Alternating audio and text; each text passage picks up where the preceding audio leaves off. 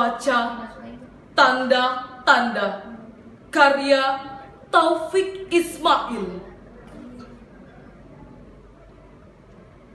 Ada sesuatu yang rasanya mulai lepas dari tangan dan meluncur lewat sela-sela jari kita. Ada sesuatu yang mulanya tak begitu jelas, tapi kini kita mulai merindukannya. Kita saksikan udara abu-abu warnanya. Kita saksikan air danau yang semakin surut jadinya. Burung-burung kecil tak lagi berkicau pagi hari. Hutan kehilangan ranting, ranting kehilangan daun, daun kehilangan dahan, dahan kehilangan hutan. Kita saksikan zat asam didesak, asam arak dan karbon dioksida itu menggilas paru-paru. Kita saksikan gunung memompa abu, abu membawa batu, batu membawa lindu, lindu membawa longsor, longsor membawa air, air membawa banjir, banjir membawa air, air mata.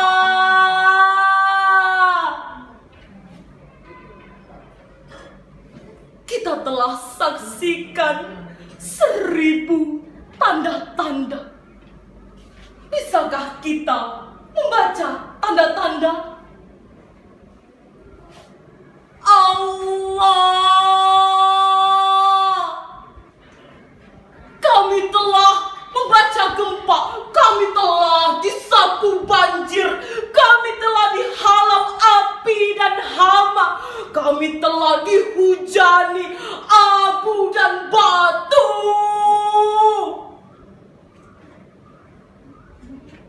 Allah, ampuni dosa-dosa kami. Beri kami kearifan membaca 1000 tanda-tanda. Karena ada sesuatu yang rasanya mulai lepas dari tangan dan meluncur lewat sela-sela jari kita. Karena ada sesuatu yang mulanya tak begitu jelas, tapi kini kami mulai merindukannya. Dalam karya Taufik Ismail dengan judul Membaca Tanda-Tanda, menurut Ismail dalam Santosa, karya-karyanya yang dibuat bertolak dari angan-angan kenyataan, kepekaan, kepekaan, kekenyangan, kelaparan, nyeri, cinta, ketidakpastian, penindasan, penyesalan, kencongkakan, dan lain-lain. Diambil dari realitas hidup yang dihadapi penyair yang dikategorikan oleh H.B. Jassin. Sebagai penyair angkatan 66, ini adalah dua dunia yang saling berposisi atau berpasangan. Ada suka dan ada duka. Ada angan-angan dan ada kenyataan. Ada kelahiran dan ada kematian. Ada kecongkaan dan ada pula kesantunan. Dalam karya Taufik Ismail sebagai seorang muslim, visi dan misi kepenyairan Taufik Ismail dalam segala tindakannya, termasuk dalam hal menciptakan puisi, berkewajiban mengamalkan isi Al-Quran sebagai tuntunan hidupnya. Menurut Santosa, tindakan yang dilakukan oleh Taufik Ismail ini sesuai dengan firman Allah dalam Quran Surah Ali Imran ayat 190 sampai 191.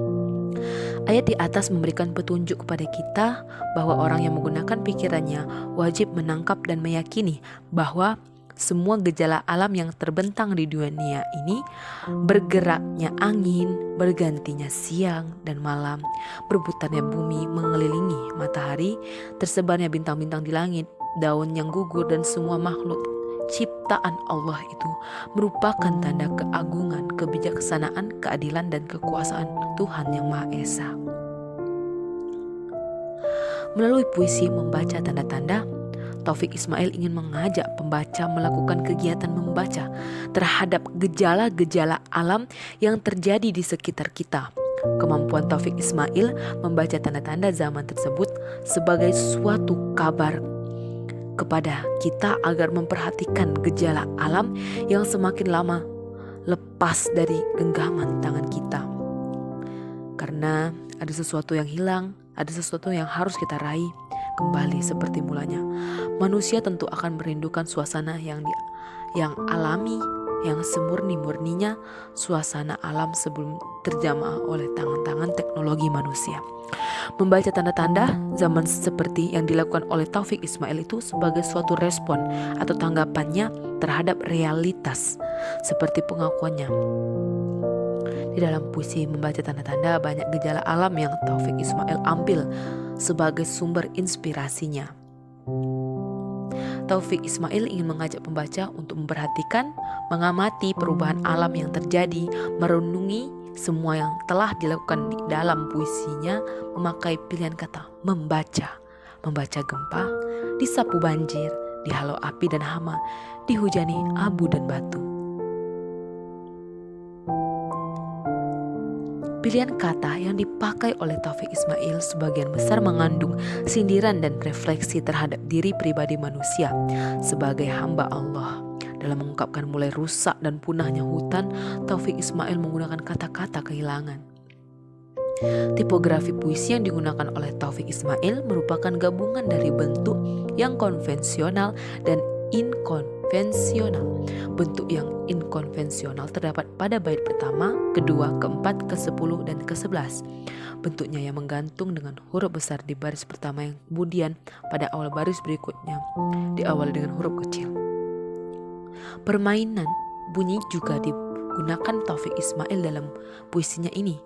Asonansi A mendominasi pada bait pertama. Pada bait pertama juga terdapat rima dalam.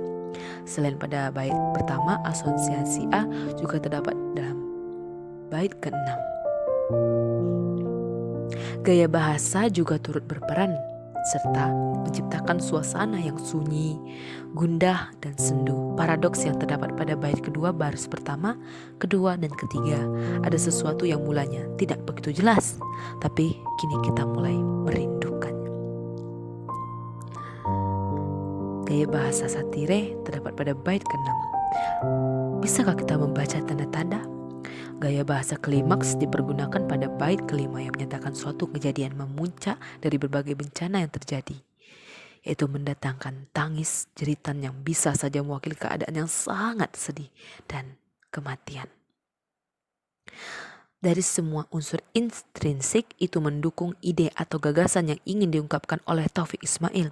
Semuanya membentuk satu kesatuan yang membentuk suasana dalam puisi, mengajak pembaca untuk turut serta merasakan apa yang dirasakan oleh penyair. Suasana yang sendu dan sunyi karena seorang hamba memohon ampun kepada Sang Ilahi atas dosa-dosanya. Kehilangan sesuatu dan merindukannya, sedih karena alam yang mulai tidak bersahabat kepada manusia. Sekian dari saya. Wassalamualaikum warahmatullahi wabarakatuh.